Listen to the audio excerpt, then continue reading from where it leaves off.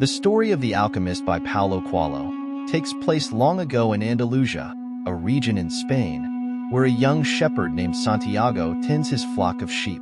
Santiago is no ordinary shepherd. He loves to read and dreams of seeing the world beyond the familiar fields and hills where his sheep graze. One night, he has a recurring dream while sleeping in an old, abandoned church. In the dream, a child tells him of a treasure buried near the Egyptian pyramids. The dream feels so real that Santiago can't shake it off. Santiago begins to wonder if the dream might be more than just his imagination. One day, he meets a mysterious old man named Melchizedek, who claims to be a king from a distant land. The old man speaks of something he calls a personal legend, which is the purpose every person is meant to fulfill in life. He tells Santiago that many people ignore their personal legend because they fear failure or settle for what's comfortable. Melchizedek encourages Santiago to follow his dream and offers him magical guidance, a pair of stones, Urim and Thummim, to help interpret omens along the way.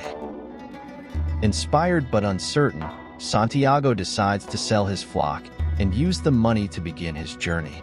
He boards a ship to Africa, excited about the adventure ahead. But soon after arriving in Tangier, he is robbed of all his money. Alone in a foreign land, Santiago feels lost and defeated. He considers giving up and going back to his old life. Yet, he remembers Melchizedek's words and chooses to stay. He finds work with a crystal merchant, helping to sell glassware. Santiago notices ways to improve the business, like displaying the glass in sunlight and offering tea in the crystal cups. The merchant grows wealthier, and Santiago learns the value of persistence and creativity. Although tempted to settle into this new life, Santiago knows his journey isn't over. The pyramids are still calling. With the money he earns, Santiago joins a caravan crossing the desert toward Egypt. In the caravan, he meets an Englishman who is searching for an alchemist, a wise man who can turn lead into gold and unlock the secrets of the universe.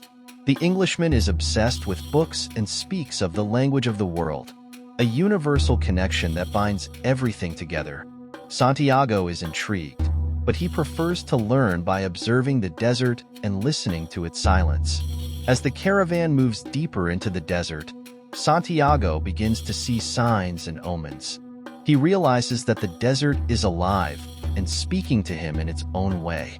This is when he starts to understand the soul of the world, a spiritual force that connects all life.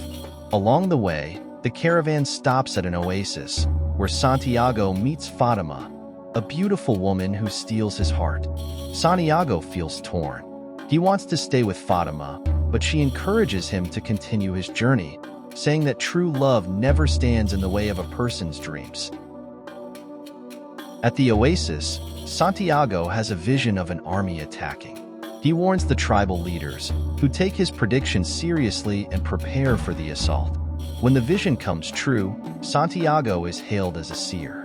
This brings him to the attention of the alchemist, a mysterious figure who has been watching Santiago closely. The alchemist offers to guide him to the pyramids, but only if Santiago is willing to face even greater challenges. As they travel, the alchemist teaches Santiago to trust his instincts and listen to his heart. He explains that fear is the biggest obstacle to achieving one's personal legend. Santiago learns that understanding himself and the world around him is far more valuable than the treasure he seeks.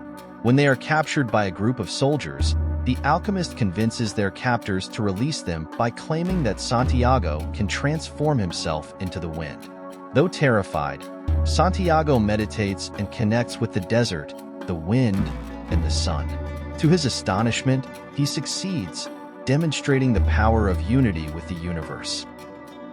Finally, Santiago reaches the pyramids, his heart pounding with excitement. He begins digging for the treasure, but finds nothing. Just as despair sets in, thieves attack him. One of them mocks Santiago, saying he once had a dream about treasure buried under a tree in Spain, near an old church. Santiago suddenly realizes that the treasure was back where his journey began, under the very tree where he first dreamed of it. Returning to Andalusia, Santiago digs beneath the tree and finds a chest filled with gold and jewels. The dream was real, but the true treasure wasn't the gold. It was the journey itself, the people he met, the lessons he learned, and the courage he gained to follow his heart. Santiago realizes that life is about listening to the whispers of the universe, trusting oneself, and embracing the adventure. Even today, Santiago's story holds a mirror to our lives. How often do we dream of something extraordinary, only to let fear or doubt hold us back? Santiago reminds us to take that first step, even when the path is unclear. His journey is a timeless reminder that the greatest treasures are often found not at the destination, but in the journey itself.